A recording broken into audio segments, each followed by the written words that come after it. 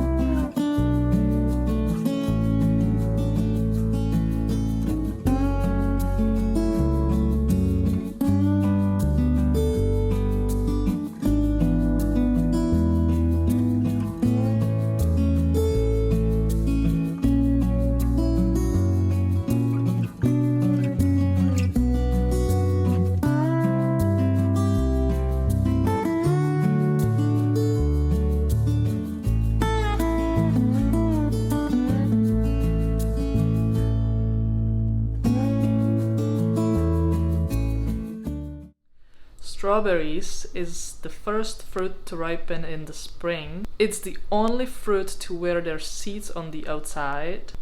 It's full of vitamins like vitamin C or K and minerals like potassium or magnesium, and it's also full of antioxidants. And the United States is the largest producer of strawberries, with most of them being grown in California.